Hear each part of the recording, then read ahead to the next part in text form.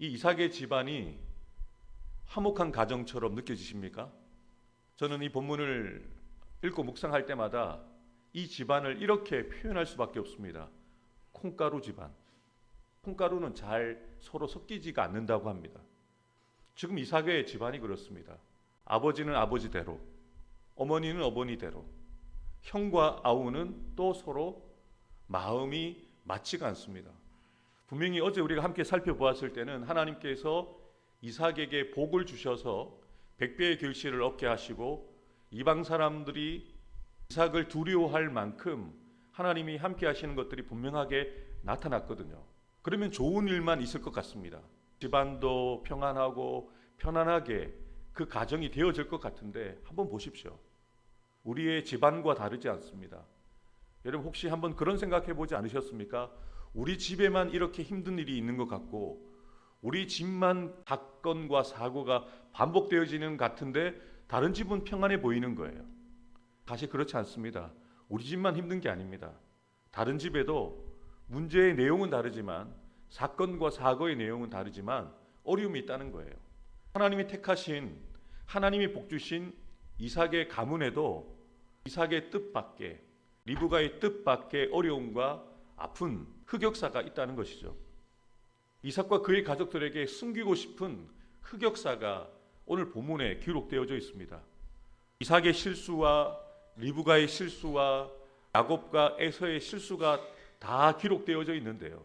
이러한 사람들의 실수에도 불구하고 하나님께서 어떻게 하나님의 은혜로 하나님의 뜻대로 그 가정을 세워가시는지를 분명하게 보여주고 있는 내용이 바로 오늘 본문이라는 것이죠. 그런데 오늘 이 사건이 어떻게 이루어지게 되어지를 이해하기 위해서는 먼저 26장 앞부분을 우리가 한번 읽어보아야 합니다. 에서가 40세에 헷 족속 부에리의 딸 유딕과 헷 족속 엘론의 딸 마스밧을 아내로 맞이하였더니 그들이 이삭과 리브가의 마음에 근심이 되었더라.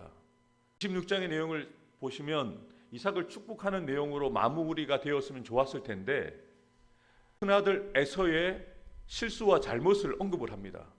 에서가 아버지의 뜻과 어머니의 뜻과 상관없이 그 가나안 땅에 있는 이방 족속 헷 족속의 딸들을 아내로 삼는 거예요. 그래서 아버지와 어머니가 골치가 아픈 거죠. 근심거리가 된 거예요. 이것을 전제로 왜 하나님이 야곱을 축복하실 수밖에 없었는가, 또 왜 리브가가 야곱을 밀어줄 수밖에 없었는가를 이해할 수가 있는 거죠. 사실 에서는 이삭과 리브가의 근심거리였습니다.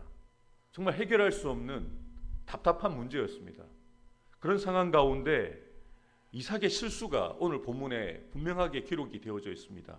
이삭이 나이가 많아 눈이 어두워 잘 보지 못하더니 맏아들 에서를 불러 이르되 내 아들아 하매 그가 이르되 내가 여기 있나이다 하니 이삭이 이르되 내가 이제 늙어 어느 날 죽을는지 알지 못하니 그런즉 내 기구 즉 하살통과 활을 가지고 들에 가서 나를 위하여 사냥하여 내가 즐기는 별미를 만들어 내게로 가져와서 먹게 하여 내가 죽기 전에 내 마음껏 내게 축복하게 하라. 아멘. 이삭의 말에서 이삭이 어떠한 실수를 하고 잘못을 했는지 여러분 보이십니까? 이삭이 이런 말을 하고 있는 거예요. 본인이 이제 곧 죽을 것 같다는 겁니다. 그래서 큰아들 에서를 불러서 네가 잘하는 대로 사냥을 해서 육고기로 잘 요리를 해서 나에게 대접을 하면 내가 너를 마음껏 축복하겠다라고 이야기를 한 거죠. 유언을 하겠다는 겁니다. 지금 이삭이 이렇게 이야기를 했는데 금방 죽지 않습니다. 야곱이 그 삼촌 라반의 집에서 20년 만에 돌아왔을 때 이삭이 살아 있었을까요? 죽었을까요? 당연히 살아 있었습니다. 이삭은 자신이 곧 죽을 것 같아서 큰아들 에서를 축복해 준다고 했는데요. 자신이 죽을지 안 죽을지 누가 결정하는 거죠? 하나님이 결정하는 겁니다. 아직 때가 되지 않았어요. 그렇다면 지금 이삭이 자기가 죽을 것 같아서 큰아들 에서를 축복하겠다는 것은 하나님의 뜻일까요? 자신의 뜻일까요? 자신의 뜻입니다. 또 분명하게 하나님께서 리브가의 태의 문을 열어주셔서 임신하게 되었거든요. 그리고 그 뱃속에 쌍둥이가 있게 되어진 것을 하나님이 말씀하시면서 이렇게 말씀하셨어요. 이 두 아들의 앞날에 대해서 이렇게 말씀하셨거든요. 여호와께서 그에게 이르시되 두 국민이 내 태중에 있구나. 두 민족이 내 복중에서 나누이리라. 이 족속이 저 족속보다 강하겠고 큰 자가 어린 자를 섬기리라 하셨더라. 하나님의 뜻과 그 섭리가 누구에게 있다는 겁니까? 큰아들 에서가 아니라 야곱에게 있다는 거예요. 이 말씀을 리브가도 들었고 이삭도 들었습니다. 근데 지금 이삭은 이 말씀을 알고 있음에도 불구하고 하나님의 뜻과 상관없이 둘째 아들 야곱을 축복하는 게 아니라 맏아들 에서를 축복하려고 한 거예요. 이것은 지금 하나님의 뜻에 정면 충돌하는 겁니다. 하나님은 야곱에 대해서 분명한 축복해 주시고 야곱을 통해서 하나님의 그 구원의 계획과 섭리를 이루어 가려고 하시는데 이삭도 육신을 가진 아버지였나 봅니다. 둘째 아들 야곱보다는 큰아들 에서에게 마음이 기울어져 있었거든요. 사심이 드러나고 있는 겁니다. 하나님의 뜻이 아니라 자신의 마음이 드러나고 있다는 것을 분명하게 보여주는 것이죠. 이것이 바로 이삭이 보인 실수이자 잘못이라는 거죠. 두 번째로 리브가의 실수도 분명하게 보여주고 있습니다. 이삭이 그의 아들 에서에게 말할 때에 리브가가 들었더니 에서가 사냥하여 오려고 들로 나가매. 아멘. 곁에서 이러한 사실을 그 아내가 몰래 듣고 있는 거예요. 그리고 그 내용을 듣고 난 다음에 자신이 더 사랑하는 둘째 아들 야곱을 불러서 이 일에 대해서 이야기해 준 다음에 둘이 지금 어떻게 하면 아버지를 속일까, 어떻게 하면 남편을 속일까 의논하고 있는 거예요. 성경에 기록될 만한 내용은 아닙니다. 사실 남편을 속이고 아버지를 속이도록 지금 뒤에서 리브가가 사주하고 있는 거예요. 리브가가 지금 하나님의 방법으로 그 일이 되어지도록 하고 있습니까? 이것도 아니죠. 자신의 머리에서 나온 인간적인 방법이죠. 아버지를 속이고 남편을 속이는 방법을 선택하고 있는 거예요. 그런데 한편으로는요, 리브가가 이렇게 하고 있는 이유가 있다는 거죠. 자신이 이 두 아들을 임신했을 때 하나님이 주신 말씀을 기억하고 있는 거예요. 성격적으로 야곱이 자기에게 더 맞아서가 아닙니다. 리브가도 하나님의 말씀을 기억하고 있는 거예요. 하나님의 뜻은 큰아들 에서보다 둘째 아들 야곱에게 있다는 것을 알기 때문에 그 뜻을 따라서 행동하긴 하는데 문제는 방법이 틀렸다는 겁니다. 방법이 거룩하지 않다는 거죠. 이런 실수로 인해서 결국 야곱과 에서가 나뉘어지게 되어지는, 부모와 자식이 생이별하게 되어지는 좋지 않은 배드 엔딩으로 끝나게 되어지는 것이죠. 리브가는 자신에게 주신 말씀을 분명하게 기억했기 때문에 그 말씀을 따라서 행동했던 것이지만 인간적인 방법으로 자신이 더 좋아하고 사랑하는 야곱을 향한 그녀의 마음이 담겨져 있는 거죠. 여기에서부터 지금 일이 틀어지고 있는 겁니다. 이어서 야곱의 실수 또한 분명하게 성경은 기록하고 있습니다. 야곱이 아버지에게서 나아가서 내 아버지여 하고 부르니 이르되 내가 여기 있노라. 내 아들아 내가 누구냐? 야곱에게 내 아들아 네가 누구냐라고 하면 어떻게 대답해야 됩니까? 야곱입니다 라고 이야기해야 되죠. 그런데 뻔뻔하게 이렇게 이야기합니다. 야곱이 아버지에게 대답하되 나는 아버지의 맏아들 에서로서이다. 아버지께서 명하신 대로 내가 하였사오니 원하건대 일어나 앉아서 내가 사냥한 고기를 잡수시고 아버지 마음껏 내게 축복하소서. 처음에는 겁이 나서 아버지를 속이는 자로 잘못하면 저주를 받을까 봐 두려워했던 야곱이 어머니가 시키는 대로 아버지에게 들어가서 아주 뻔뻔하게 자신의 형 에서처럼 말하고 에서처럼 행동하면서 그 형이 받을 복을 받으려고 하고 있다는 거죠. 여러분, 이 모습이 아름다워 보이십니까? 이 모습이 정말로 우리가 믿음의 선배 야곱에게 배워야 되겠다라고 생각되어지는 모습입니까? 지금 야곱도 하나님이 원하시지 않는 방법으로 지금 이 일이 진행되고 있는 거예요. 제가 한편으로 이런 생각을 했어요. 리브가가 이삭이 큰아들 에서에게 말하고 있는 내용을 들었다고 했잖아요. 그렇다면 리브가가 정상적인 방법으로 만약에 일을 시도했다면 이렇게 시도를 했었어야 돼요. 그래서 그 사냥하러 나갔을 때 리브가가 조용히 그 남편에게 들어가서 여보, 하나님께서 내가 이서와 야곱을 임신하였을 때 주신 말씀이 있잖아요. 그 말씀을 따르면 에서가 아니라 야곱에게 하나님의 뜻이 있지 않습니까? 다시 한번 재고해 보시면 어떨까요? 라고 얘기했다면 어땠을까요? 자신의 뜻이 아니라 하나님이 주신 말씀이 있잖아요. 그 말씀을 가지고 리브가가 그 남편 이삭과 이야기를 나누고 또 이삭이 정신을 차리고 그 아내의 말을 들어서 일이 되어졌다면 일이 틀어지지 않았을 겁니다. 근데 리브가도 그 방법을 취하지 않았거든요. 그리고 야곱도 본인이 원래 원했던 거기 때문에 어머니가 시키는 대로 하지만 결국 자신이 원하는 대로 지금 행동하고 있는 거예요. 아버지를 속이고 형을 속이고 아버지가 형에게 주고자 했던 그 복을 빼앗은 거예요. 이런 인간적인 모습들, 이런 안타까운 이삭의 가족의 아픈 가족사를 보고 있는 거죠. 팥죽 한 그릇의 장자권을 빼앗은 형을 향한 야곱의 비정함, 또 자식을 향한 이삭과 리브가의 편애, 아버지는 큰형에게, 어머니는 둘째 아들에게, 또 부부간에 서로 속이고 있는 것, 속이고 있었고 그 마음을 드러내지 않고 있었다는 거죠. 그래서 부모 자식 간의 갈등으로 이 사건이 계속 치닫고 있는 겁니다. 이삭의 가정에서 일어나고 있는 사건이라는 거죠. 보기에 심히 좋았다라고 말씀하셨던 하나님이 창조하신 창조물 가운데 가장 아름다운 가정에서, 그리고 하나님이 택하신 믿음의 가정에서 이러한 일들이 일어나고 있다는 거예요. 모든 인물들이 각자의 뜻에 서로 뒤엉켜서 어떻게 풀어야 될지 방법을 알지 못할 만큼 아주 꼬일 만큼 꼬이는 가운데 일이 되어지고 있는 거예요. 사실 이 네 사람 모두가 하나님께서 주신 이 말씀대로 하나님의 그 계획대로 순종하였다면 일이 꼬이지 않았습니다.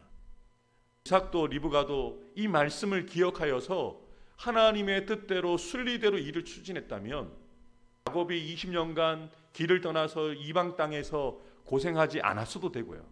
그리고 형 에서는 20년 동안 그 동생 야곱에 대한 미움과 시기와 죽이고 싶은 마음을 가지고 감옥같이 살지 않았어도 됩니다. 생각해 보세요. 이삭과 리브가가 야곱을 그 삼촌 라반의 집, 자신의 오라버니 집에 보낼 때 무엇이라고 얘기하냐면 몇 날만 있다가 돌아오라 그렇게 했어요. 형의 노가 풀릴 때까지만 외삼촌 집에 갔다가 돌아와라 그랬죠. 근데 그 몇 날이요? 20년이 됩니다. 20년 동안 이삭과 리브가가 큰아들 에서와 함께 동거했을 것 아닙니까? 그리고 그 둘째 아들 야곱의 소식을 잘 전해 듣지 못했을 겁니다. 고생만 했잖아요. 20년 동안 열심히 일만 했잖아요. 여러분 20년 동안 그 누구도 편안하지 않았습니다. 그 누구도 평안할 수가 없었습니다. 이러한 사건들을 본문에서 분명하게 기록하고 있는 거죠. 큰 자가 어린 자를 섬기리라 라는 이 하나님의 뜻대로만 그들이 순종하였다면 이러한 일들이 일어나지 않았습니다. 여러분 혹시 여러분들도 잊어버리거나 여러분에게 주신 말씀 가운데 지나쳐버리고 있는 하나님의 말씀은 없으십니까? 다시 그 말씀을 기억해내야 합니다. 그리고 그 말씀에 올바르게 반응해야 한다는 것이죠. 하나님의 뜻을 거스르고 에서를 어떻게든 후계자로 앉히려고 했던 이삭의 계획은 산산이 무너지고 말았습니다. 이삭이 심히 크게 떨며 이르되 그러면 사냥한 고기를 내게로 가져온 자가 누구냐? 내가 오기 전에 내가 다 먹고 그를 위하여 축복하였은즉 그가 반드시 복을 받을 것이니라. 이삭이 에서에게 대답하여 이르되 내가 그를 너의 주로 세우고 그의 모든 형제를 내가 그에게 종으로 주었으며 곡식과 포도주를 그에게 주었으니 내 아들아 내게 무엇을 할 수 있으랴. 에서를 축복하려고 했던 자신의 얄팍한 계획조차 빈틈이 없으신 하나님의 계획 안에 묶여 있다는 것을 깨달은 거죠. 내가 무엇을 할 수 있겠느냐. 본인은 에서를 축복하려고 했는데요. 비록 방법은 틀렸지만 리브가를 통해서 야곱을 통해서 하나님의 뜻대로 복을 받아야 될 사람이 복을 받게 하나님이 일하고 계시는 거죠. 하나님의 뜻과 상관없이 반응하였던 이삭이 드리는 고백입니다. 내가 무엇을 할 수 있겠는가? 결국 주님의 뜻대로 되는 것을. 후회하고 있는 거죠.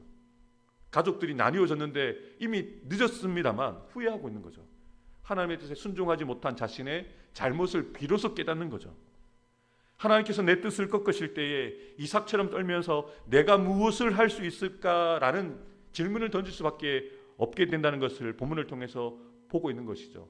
에서가 그의 아버지의 말을 듣고 소리질러 슬피 울며 아버지에게 이르되 내 아버지여 내게 축복하소서 내게도 그리하소서.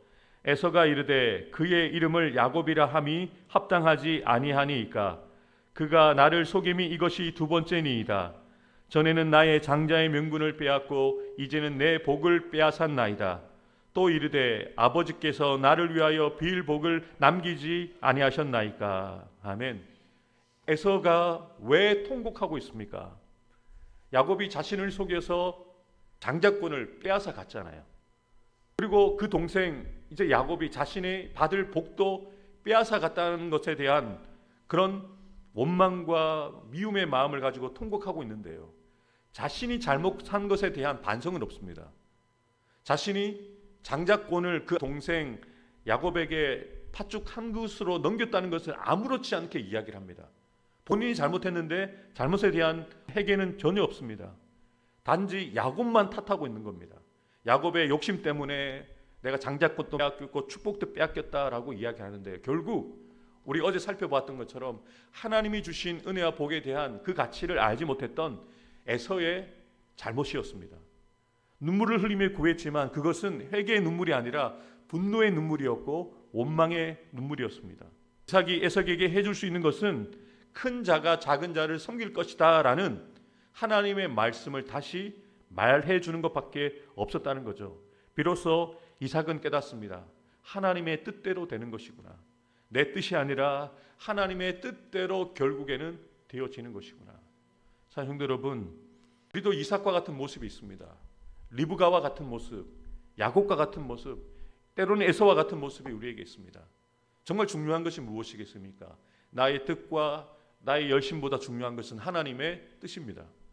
기도보다 성령보다 앞서게 되어지면 이삭이 육신의 눈만 가려진 것이 아닙니다. 영적인 눈이 가려져서 분별하지 못하고 있다는 것을 성경은 이야기하고 있는 거예요. 하나님의 뜻을 묻지 않고 자신의 인간적인 감정대로 말하고 행동하였을 때 한 집안이 어떻게 되는가를 분명하게 보여주고 있는 거죠.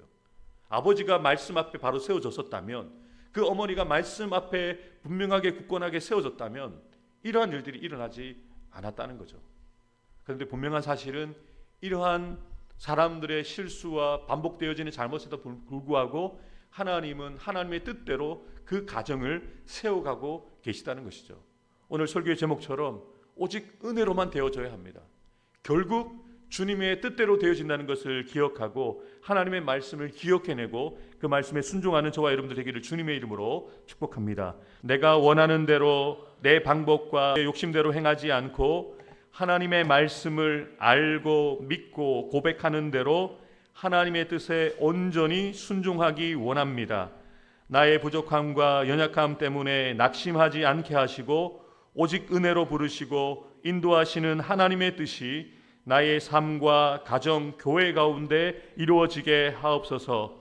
모든 성도들이 주일 예배를 사모하며 기도로 준비하게 하시고 예배 가운데 성령의 기름 부으심이 넘쳐나 성도들이 하나님을 만남으로 치유와 회복, 구원의 역사가 충만하게 나타나게 하옵소서. 아멘.